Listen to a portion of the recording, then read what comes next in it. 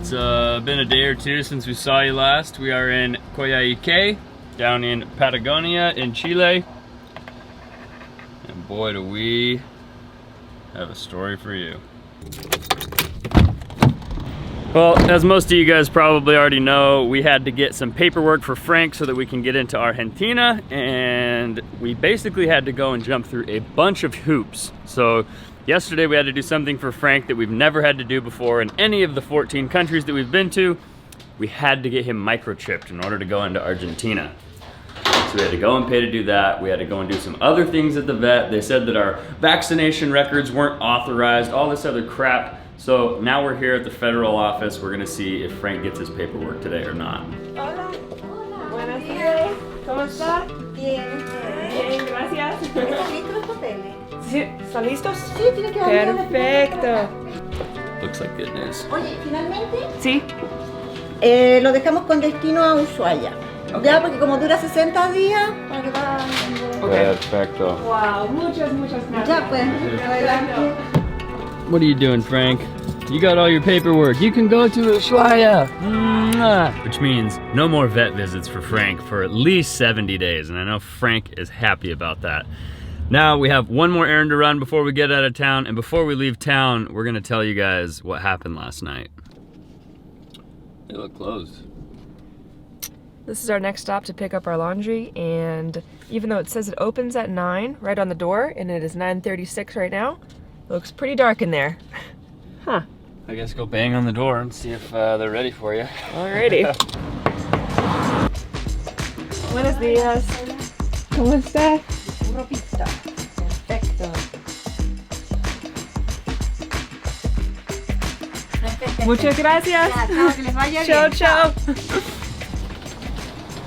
Okay, good to go.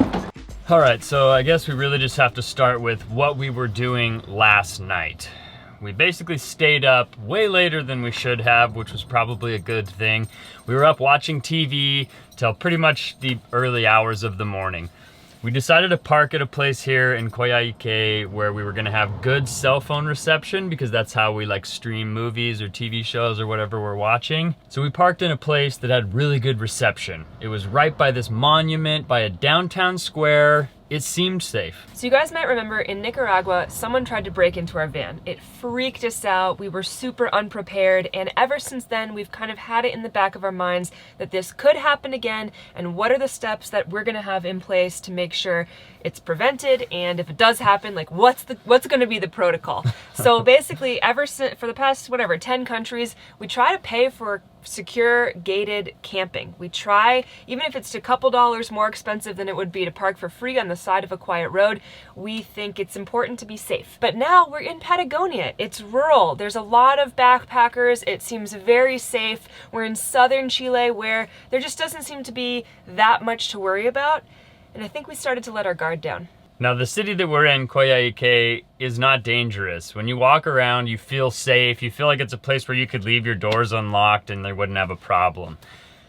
However, last night, we ended up watching a movie until late into the night. It was way past midnight. I think it was even like 2 a.m. I shut down the computer, battened down the hatches, and I climbed into bed. So like Allie said, since Nicaragua, we've been pretty much on edge. Not to mention, our window right here is always open when we sleep so that we have ventilation. So like our ears are basically a foot away from an open window. We can usually hear anything that's going on outside the van. So a lot of times people will pull up in cars, they'll be walking by, they're talking, there's noise. I sleep so light after Nicaragua. So I'm always listening for any noise, any sound, any people. Maybe they're, trying to mess with the motorcycle or steal our gas cans. I'm just always on edge. I'm a very light sleeper in the van. So about 2 a.m. when we go to bed, I'm kind of in and out of sleep. I'm not really falling asleep. I'm kind of checking the surroundings. Everything seems fine. I start dozing off, and I think it's actually right before about 4 in the morning, and I start to hear a noise. So the noise that I hear is not coming from outside the van. I'm not hearing footsteps. I don't hear car doors or people talking. All I hear is kunk, kunk, kunk, kunk. It immediately wakes me up and I'm hit with a load of adrenaline. Something's going on. The noise that I hear is almost undeniably someone yanking on the door handle. Now, I don't know if this guy's trying to pop the door open, if he's trying to break the door handle off, he thinks that's gonna open the door. I don't know what's going on. So I listen very intently for the next 2 or 3 seconds. Kunk, kunk, kunk. I hear the door handle again. All the flashbacks of Nicaragua come to me. Should I grab the axe? Should I grab the keys? I immediately go for that, we're getting the heck out of here. So I grab the keys. The keys hang right here on this hook. I grab the keys, I launch out of bed, and I come running up to the cab. So I'm climbing into the cab. Keep in mind, I'm basically wearing some shorts. I'm not wearing a shirt, I'm not wearing socks, I'm not wearing shoes. I just launched out of bed. I've got the keys in my hand, and I'm ready to jump into the driver's seat and drive away. As I'm sitting down here, I remember one of the things I thought I would do if somebody was trying to break into the van is I would hit the lock button on the key fob. This makes a noise if the doors are unlocked. If the doors are locked, the noise is pretty muffled and it flashes all of the blinkers. So all of the orange lights around the van, the mirror, the front, the back, they all flash. So I thought, I'll hit this button. The guy will see the lights flash, maybe he'll run off. I hit the button as I'm sitting down, but nothing happens. I can still hear him messing with the door handles. I flip out the keys, and as I'm pushing the key into the ignition, I look into the passenger window. So what I see from the driver's seat is a man sliding from one side of the van towards the passenger window, but what I see first is a beam of light. He either has a flashlight or he has the light on his phone turned on, and it's illuminating what he's looking at. This is probably why he didn't see the yellow lights flash. He's trying to use his flashlight to look in the slider window, but since we have these window covers, his light's not shining through, he can't see anything. So I think he's trying to mess with the door handle, nothing's working, he's trying to look in the window, he's not seeing anything, and by the time he moves to the passenger door, I'm already sitting in the driver's seat and the key is in the ignition. A kid, maybe 15 to 25, I'm not exactly sure how old he was. He's wearing a hood. He's got something in his hand that I think is a screwdriver, and then this flashlight. So as he slides over, he's peering through the window, obviously looking for things to steal out of the van. This is pretty common. This is something that I've seen in Utah and different places in the States where people will just try and go, see if your door's unlocked. Maybe they'll steal your stereo, your spare change, whatever they can find. As he's peering through the window with this flashlight, he's looking around, and I see him look up and connect eyes with me. Keep in mind, I'm a very pale white man, and I'm not wearing really any clothes at this point. It's 4 in the morning, this guy's trying to break into a van, and all of a sudden he notices, what is this naked white guy doing sitting in the driver's seat? So we both lock eyes, and I don't know if he thought, maybe I didn't see him, if he was just trying to freeze, if it just scared him and he didn't know what to do, but he paused there for maybe 4 or 5 seconds. And then the next thing he did is absolutely hilarious. He's shining the flashlight in, he's looking at me, and he brings his hand up and he goes, "Peace." And as I'm looking at him and he goes, "Peace," I realize he's scared, he doesn't know what to do. So I start the van, and as soon as I start the van, he completely leaves the scene. I look in this rearview mirror and I can see his flashlight swinging as he's heading down the sidewalk going down the street. So needless to say, this was just some punk kid trying to steal something out of our van, but it's one of those things that, just like in Nicaragua, it violates our sense of security. So the van was started, I drove off, we drove and found a different place to park in a better part of town, and kinda got some sleep. The problem with things like this is you can be in the safest place in the world from here on out, and you're gonna wake up to any noise, anything happening, and you're gonna assume somebody's trying to break into the van again. It's almost like a haunting nightmare. And it's been hard to get sleep, and hopefully, for the next few days, once we're outside of the city, this won't be a concern of mine. But last night it was pretty scary. We take this type of situation very seriously, but what I do think is really funny about this is that we have been preparing for this moment for months. We have a whole protocol of what to do if this happens. We know to keep the driver's seat empty so that if this happens in the middle of the night, we can access the driver's seat and drive away as soon as possible. So even though Trent had this burst of adrenaline at the moment he heard the door trying to be fiddled with, by the time he got up to the driver's seat, he knew what was going on. He knew how to react. And when he was sitting down looking at this guy coming up to the passenger door, he was calm. He was calmly staring, half naked, at this guy trying to enter our van. And the guy was the one, I think, that was terrified the moment he saw you and started to freak out, especially realizing that there were people in the van and that there was just a dude sitting in the front seat at 4 a.m. staring back at him. Makes me laugh.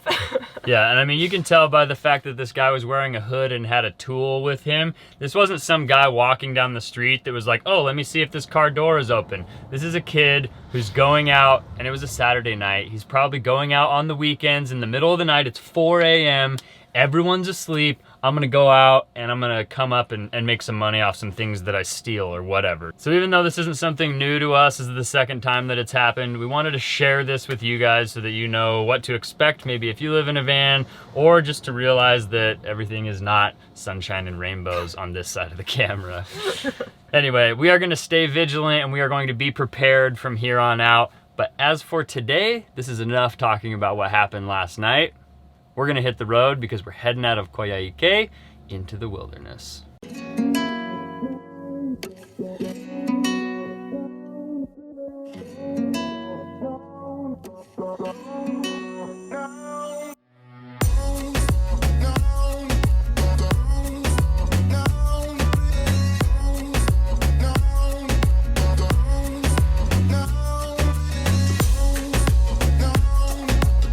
If you guys haven't noticed,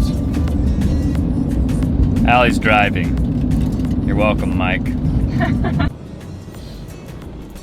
Well, we've hit one of the road construction zones here on the Carretera Austral, so we have to wait, but I'm gonna take this time to explain to you guys about Surfshark. Surfshark is the sponsor of today's video. If you guys don't know what a VPN is, it's something that gives you protection when you're connected to an unsecured network. Anyone else on that network actually has access to your device. People can steal your social security number, your bank account number, basically anything that's stored or that's accessed by your device can be accessed by other people. So a VPN actually stands between you and the Wi-Fi. It encrypts your data coming in and going out so that if anybody intercepts your information, it's encrypted, they can't get any information from it. One of my absolute favorite features of Surfshark is that when you are watching Netflix, a lot of times when you're in different countries, you get a different version of Netflix. And sometimes it doesn't have the shows that you're used to on the United States Netflix. With Surfshark, you can actually choose with the VPN what country you want to appear to be coming from, which actually gives you that country's Netflix. So for the viewers of this channel, Surfshark is doing a huge favor. If you guys click the link in the description and you use the promo code Trent and Allie, you get 83% off and 1 extra month for free. So I highly recommend trying it. Make sure you're protected. Thanks again to Surfshark for sponsoring this video. Looks like we're ready to go. Let's get back on the road. So we drove for a few more hours. I thought we had a really cool campsite picked out with a waterfall and some great views. We were gonna spend the afternoon hiking and exploring, and instead, we pulled up to this. I don't know if you guys can see that too well, but there's probably about 25 or 30 cars in front of us. And I guess this part of the road, in the middle of nowhere, closes at 1 p.m. and doesn't open again until 5 p.m. It's about 3:15. So we've got a good hour and 45 minutes of sitting here in line. I think we're gonna take Frank for a little walk.